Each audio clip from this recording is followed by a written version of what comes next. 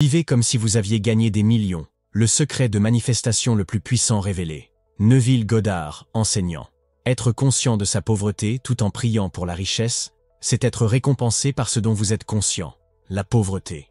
Neville Goddard. Faites une pause et laissez cela infuser. Et si la raison pour laquelle l'abondance vous semble lointaine est que vous attendez qu'elle arrive, avant de croire qu'elle est vôtre, et si tout ce que vous avez cherché, la richesse, la liberté, la paix, attendait patiemment que vous l'assumiez, que vous la ressentiez, que vous viviez à partir d'elle, avant qu'elle ne se manifeste. Dans cette session, vous n'allez pas simplement apprendre la manifestation.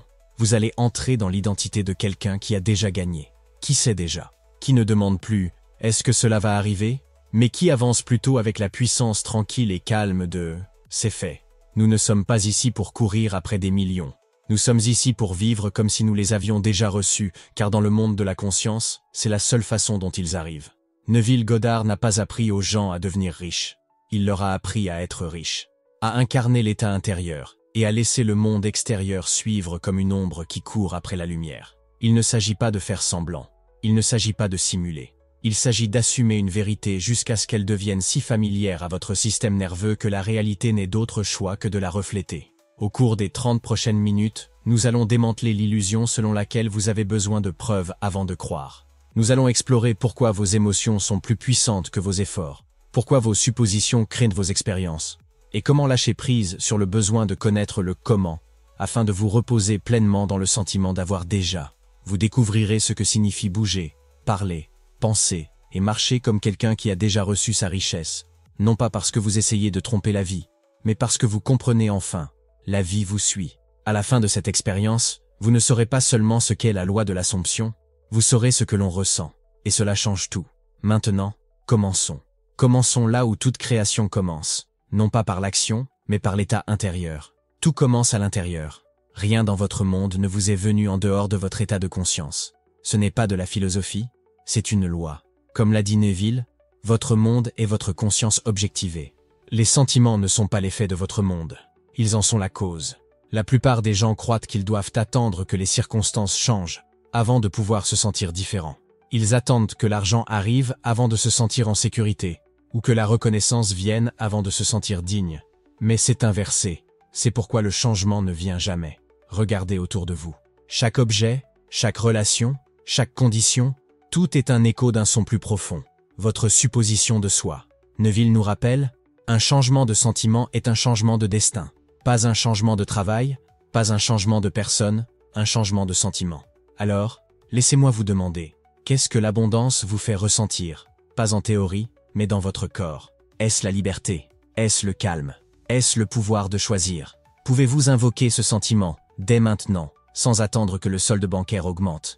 Prenez un moment, et remarquez à quelle fréquence vos sentiments sont entraînés par ce que vous voyez, plutôt que par ce que vous décidez. Mais la création commence par une décision, et votre état intérieur est la première décision de toute manifestation. Imaginez quelqu'un qui a déjà gagné des millions.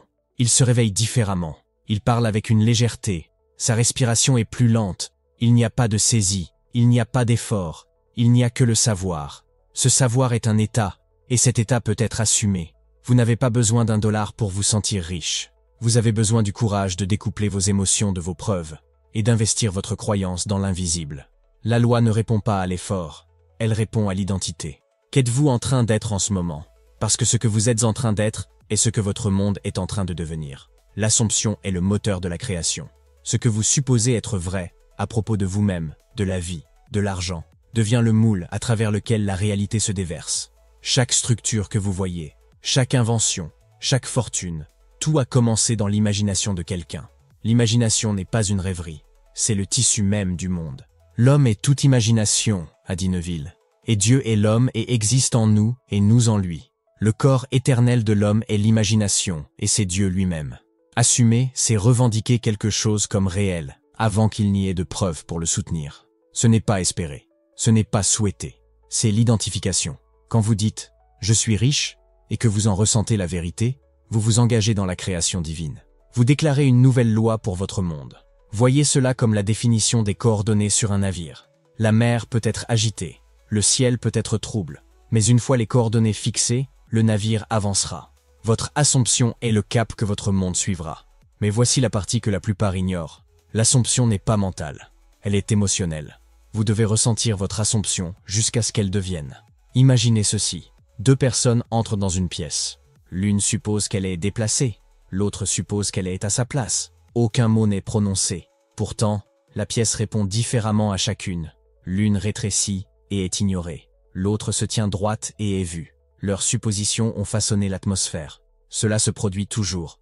La vie ne vous arrive pas. Elle se produit à travers vous, selon vos suppositions les plus cohérentes. Alors, qu'est-ce que vous supposez en ce moment à propos de l'argent? À propos de votre avenir? À propos de ce qui est possible pour vous? On vous a peut-être appris que les suppositions sont dangereuses, qu'il vaut mieux attendre et voir. Mais attendre est aussi une supposition. Attendre est la supposition que ce que vous désirez n'est pas encore là. Quand vous vivez dans l'assomption, vous ne forcez pas la vie. Vous acceptez votre place en elle. Et cette acceptation crée la forme. Vous avez supposé quelque chose quand vous vous êtes réveillé ce matin. Vous avez supposé quelque chose quand vous vous êtes regardé dans le miroir. Vous avez supposé quelque chose quand vous avez ouvert votre application bancaire ou vérifié votre emploi du temps.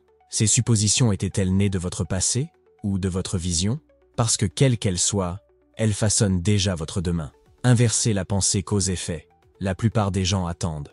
Attendre la promotion pour se sentir confiant. Attendre la relation pour se sentir aimé. Attendre l'argent pour se sentir libre. Mais la manifestation n'attend pas.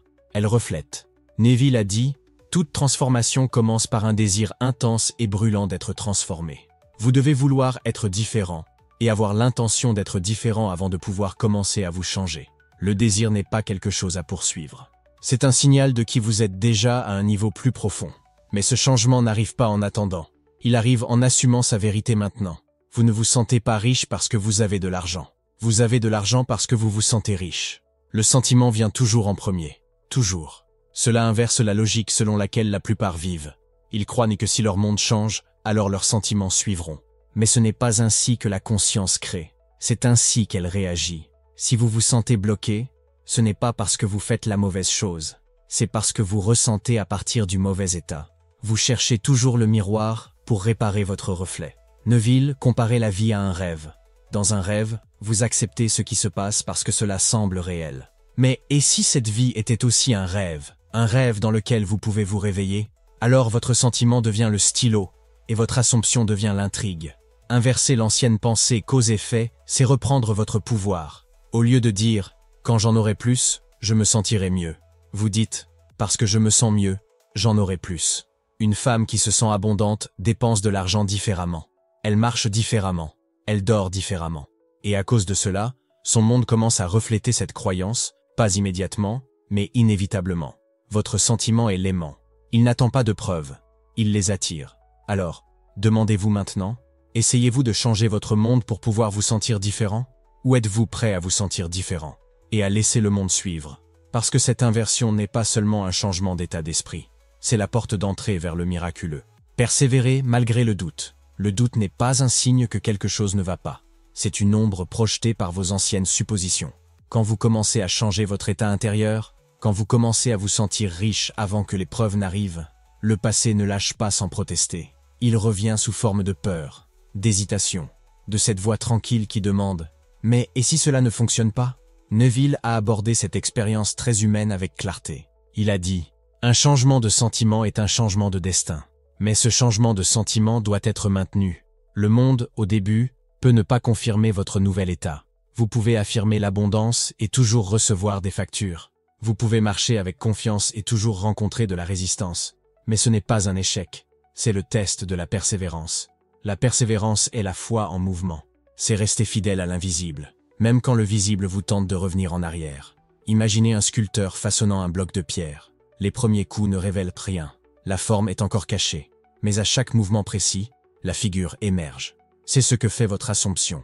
Elle cisèle le faux jusqu'à ce que la vérité soit visible. Mais si vous vous arrêtez, si vous reculez au premier signe de contradiction, vous restez dans l'entre-deux.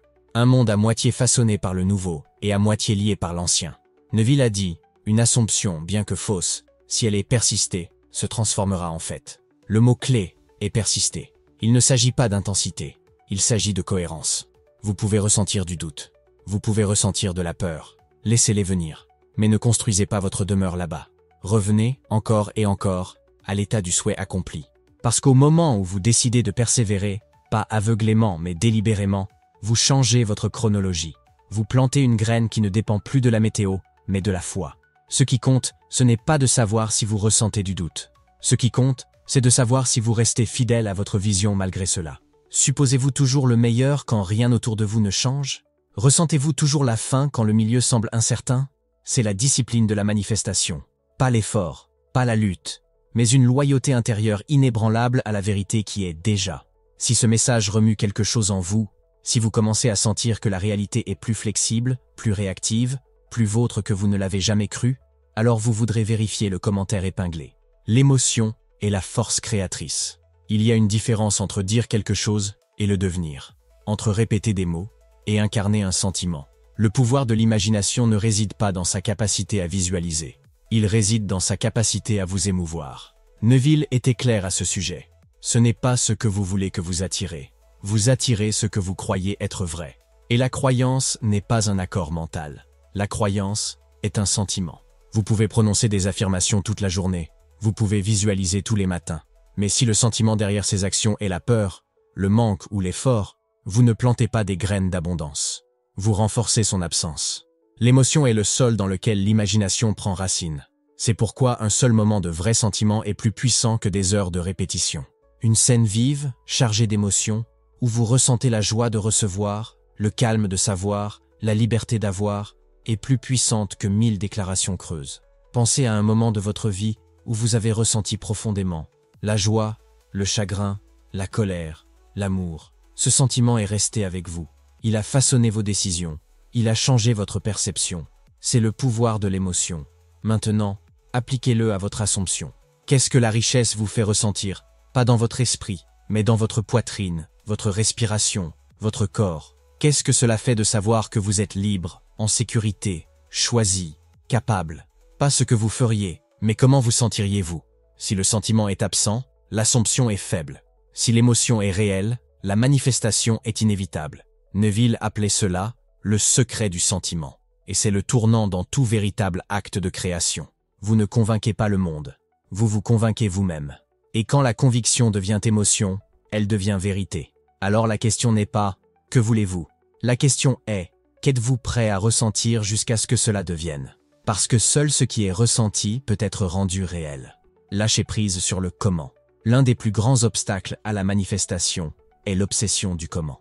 Au moment où vous décidez de ce que vous voulez, l'esprit se démène pour trouver une stratégie. Il exige des échéanciers, des plans et des probabilités.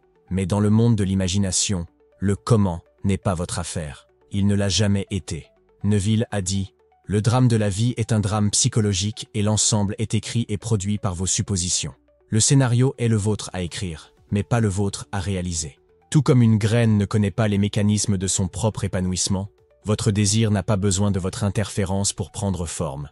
Il a besoin de votre confiance. Le besoin de contrôler le processus naît du doute. De la peur que si vous n'intervenez pas, rien ne se passera. Mais cette peur crée une résistance.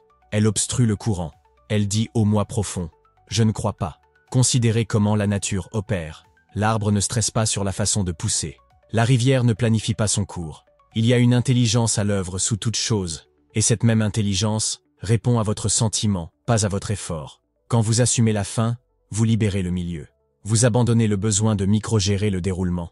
Et dans cet abandon, vous créez de l'espace pour que la vie bouge. Pensez à une lettre déjà postée. Vous ne vous inquiétez pas de chaque arrêt qu'elle fera. Vous croyez qu'elle est en route. Vous continuez votre journée.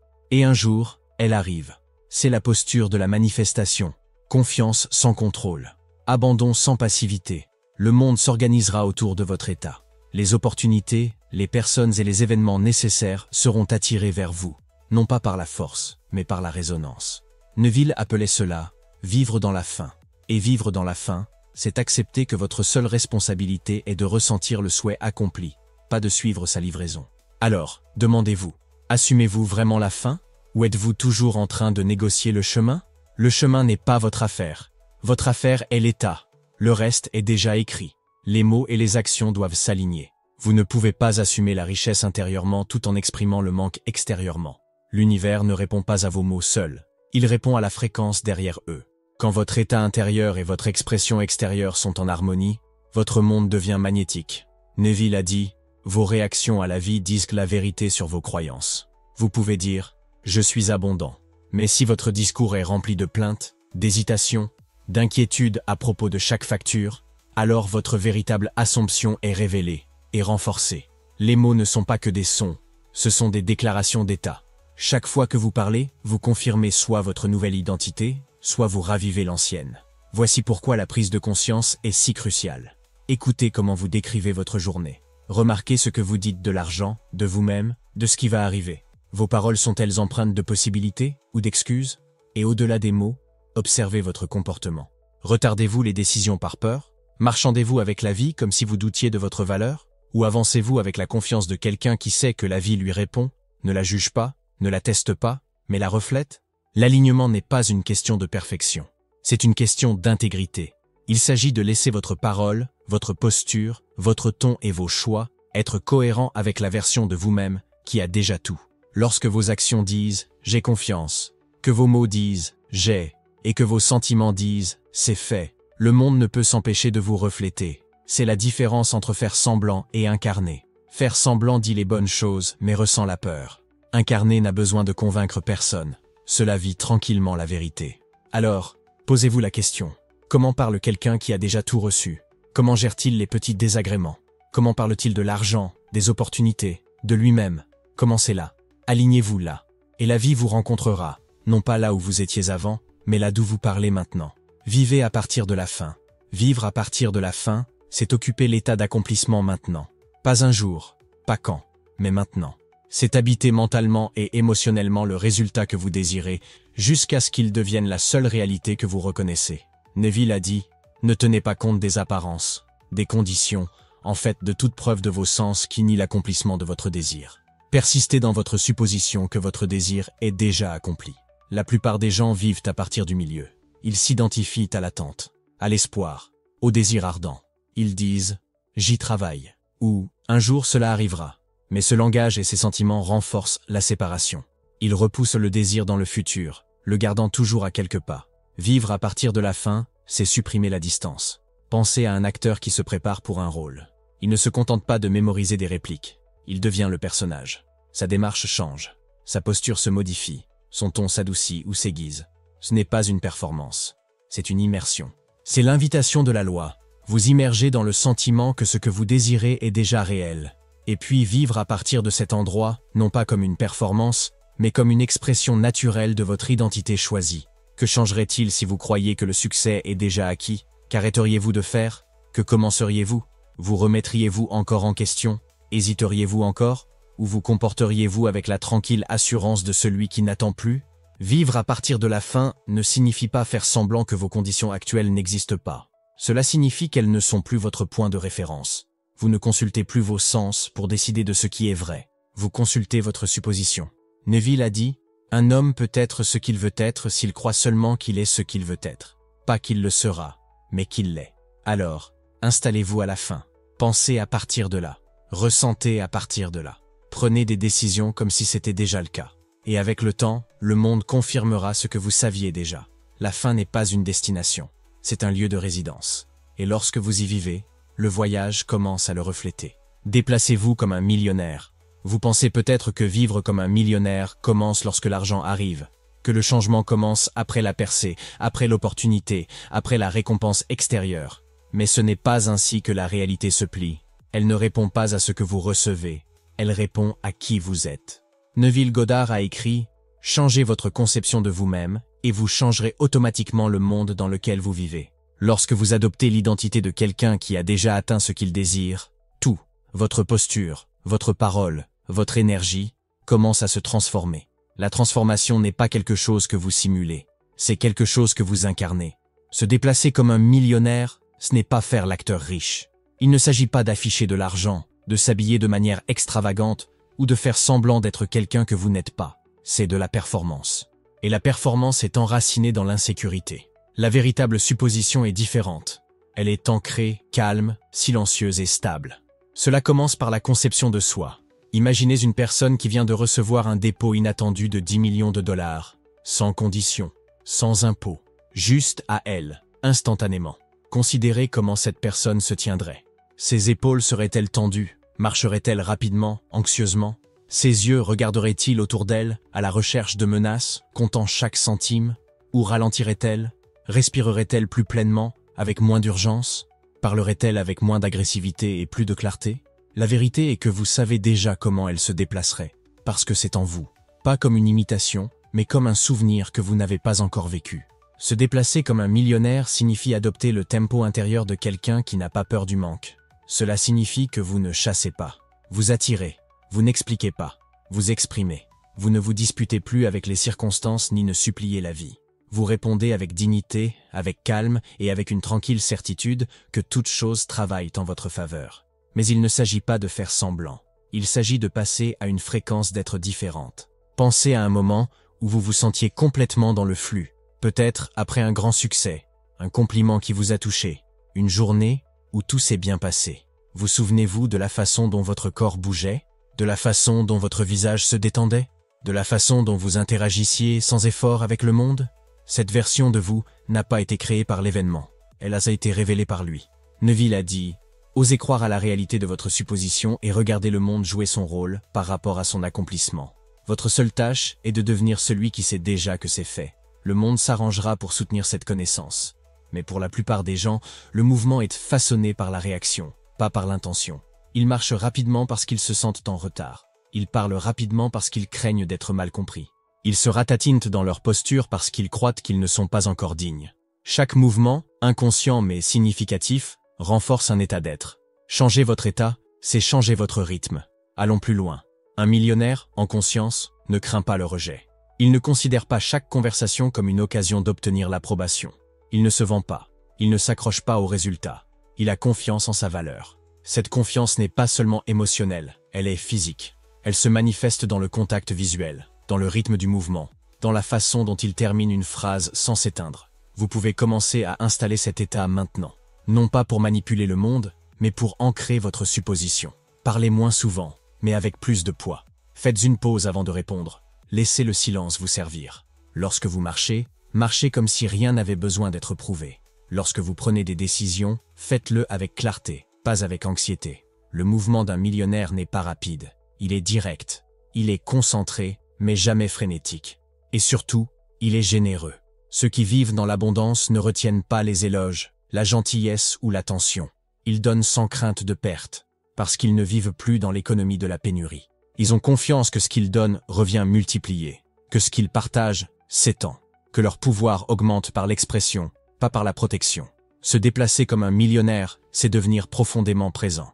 Il n'y a pas de précipitation, il n'y a pas de retard, il n'y a que maintenant. Et dans le maintenant, vous choisissez qui vous êtes. Chaque fois que vous vous tenez debout, que vous parlez, que vous écoutez ou que vous agissez, vous réaffirmez votre conception de vous-même. Ce n'est pas superficiel, c'est sacré. Alors, regardez de près. Comment entrez-vous dans une pièce? Comment saluez-vous les autres? Comment prenez-vous de la place? Pas dans l'arrogance, mais en pleine présence. Ce ne sont pas de petites affaires, ce sont des signaux. Et votre monde les lit clairement. Vous dites au monde ce qu'il doit refléter. Neville a enseigné que le monde extérieur est vous-même projeté. Alors, quelle version de vous est projetée à travers votre mouvement? À travers votre ton? À travers vos choix? Il ne s'agit pas d'imiter quelqu'un qui a réussi. Il s'agit d'activer le succès en vous, celui qui existe déjà au-delà des conditions de votre vie actuelle. Celui qui n'essaie pas de devenir, mais qui est simplement. Lorsque vous marchez comme si vous aviez déjà gagné, lorsque votre énergie murmure « c'est fait », la vie ne vous résiste pas. Elle s'élève pour vous rencontrer. Vous n'attendez pas que des millions apparaissent avant de vivre avec certitude. Vous vivez avec certitude maintenant. Et c'est pourquoi ils doivent apparaître. La persévérance transforme la supposition en fait. La manifestation ne se déroule pas à cause d'un moment puissant de croyance. Elle se déroule à cause de votre loyauté à cette croyance au fil du temps. Le monde ne répond pas à l'inspiration passagère, mais à la conviction intérieure soutenue. Neville Goddard l'a dit clairement. Une supposition, bien que fausse, si l'on persiste, se transformera en fait. Ce qu'il voulait dire, c'est que le monde est façonné par la cohérence de la conscience. La supposition à laquelle vous revenez le plus souvent devient la réalité dans laquelle vous entrez. Vous pouvez commencer par une vision. Une scène magnifique et vibrante dans votre imagination. Un moment de succès, de liberté, de joie. Vous la ressentez pendant un moment, et elle vous élève. Mais que se passe-t-il lorsque la vie semble inchangée le lendemain? Lorsque le monde extérieur ressemble encore à l'ancienne histoire? La plupart des gens se retirent. Ils abandonnent la supposition. Ils disent « ça n'a pas marché ». Mais ce moment même de doute, est celui où le vrai travail commence. Parce que la manifestation ne concerne pas seulement l'image. Elle concerne votre volonté de rester dans cette image, d'habiter ce sentiment, malgré les apparences. Il s'agit de la stabilité émotionnelle dans l'invisible. Le monde visible a un élan. Vos suppositions passées l'ont construit. Et comme une roue qui tourne avec force, il faut du temps pour ralentir l'ancien et générer le nouveau. Ce n'est pas une punition, c'est la physique de la conscience. Lorsque vous persistez dans une nouvelle supposition, qu'il s'agisse d'abondance, d'amour, de santé ou de succès, vous reprogrammez la réalité à sa racine.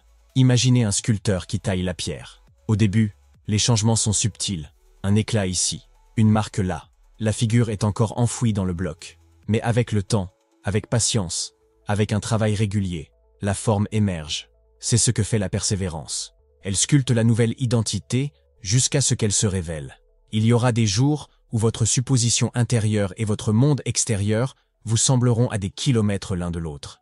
Des jours où les preuves contredisent votre croyance. Mais rappelez-vous, la contradiction n'est pas une preuve d'échec. C'est l'écho d'un ancien état qui se défait encore. Ne confondez pas le retard avec le déni. Vous n'êtes pas testé. On vous demande de rester loyal à la vérité que vous avez choisie. Neville encourageait la révision nocturne, non seulement pour corriger le passé, mais pour renforcer le nouveau. À la fin de chaque journée, revenez dessus dans l'imagination et révisez-la comme vous auriez voulu qu'elle se déroule. Ne laissez pas les déceptions de la journée se transformer en identité. Réécrivez le scénario. C'est la persévérance en pratique. Et il existe d'autres façons de la construire. Commencez votre journée, non pas en vérifiant le monde, mais en vérifiant votre état. Demandez-vous, qui suis-je aujourd'hui? Entrez dans la journée comme celui qui a déjà tout. Tout au long de la journée, remarquez quand vos pensées vagabondent vers le manque ou l'inquiétude. Revenez doucement à la vision. Réaffirmez-la. Pas avec pression, mais avec une calme certitude. Et avant de dormir, revenez au sentiment du souhait accompli. Que ce soit la dernière impression que votre subconscient reçoit. Avec le temps, cela devient naturel, pas laborieux, mais sans effort. Comme apprendre une nouvelle langue, au début vous traduisez, puis finalement vous la parlez couramment. Et votre monde commence à vous répondre. Neville a dit « Tout ce dont vous pouvez avoir besoin ou désirer est déjà à vous. Vous n'avez besoin d'aucun aide pour vous le donner. C'est à vous maintenant. Appelez vos désirs à l'existence en imaginant et en ressentant votre souhait accompli. » Mais seuls ceux qui persistent font l'expérience du plein épanouissement. Non pas parce qu'ils sont meilleurs ou plus méritants, mais parce qu'ils sont inébranlables. Alors posez-vous la question, à quoi êtes-vous prêt à vous tenir, quoi qu'il arrive? Qu'êtes-vous prêt à ressentir, à affirmer et à revenir, même lorsque l'ancien monde essaie de vous retirer? Parce que c'est là que vit votre pouvoir. Non pas dans un seul moment de clarté, mais dans votre dévouement continu à l'invisible. Lorsque vous persistez, la supposition cesse d'être un espoir et devient un fait. Et avec le temps, votre monde le reflètera, aussi sûrement que le lever du soleil suit la nuit. Si les mots de Neville ont remué quelque chose en vous aujourd'hui, attendez de voir ce qui vous attend dans le commentaire épinglé. Il y a un cadeau pour vous. Vivre comme si vous aviez gagné des millions, ce n'est pas faire semblant. C'est supposer, profondément, constamment et avec sentiment, que ce que vous désirez est déjà à vous. Neville Goddard a enseigné que votre monde est votre conscience objectivée. Votre réalité ne change pas parce que vous espérez qu'elle le fera. Elle change parce que vous devenez la version de vous-même qui a déjà ce que vous cherchez. Vous avez commencé par l'état intérieur, en reconnaissant que le sentiment précède la forme. Vous avez vu comment la supposition crée, comment l'émotion l'alimente et comment le doute se dissout grâce à la persévérance. Vous avez inversé le modèle de cause à effet, n'attendant plus que la vie vous donne la permission de vous sentir heureux. Vous comprenez maintenant que se sentir heureux est la cause même de son arrivée. Vous avez exploré comment la parole, le mouvement et le comportement doivent s'aligner sur l'identité que vous avez choisie. Que la confiance n'est pas une performance, mais un sous-produit naturel de la vie à partir de la fin. Et surtout, vous avez appris que la persévérance est le pont entre l'imagination et l'expérience. Ce n'est pas l'intensité, mais la loyauté à l'invisible qui donne forme à votre vision. Alors, en retournant à votre journée, demandez-vous, qui suis-je maintenant? Non pas ce que je fais ou ce que j'attends, mais qui suis-je? Parce qu'au moment où vous revenez à l'état du souhait accompli et que vous y restez, vous changez le cours de votre vie. Supposez le sentiment du souhait accompli, a dit Neville, et continuez à sentir qu'il est accompli jusqu'à ce que vous ressentez s'objective. Vous n'espérez plus, vous êtes. Et l'être est le commencement de toute création.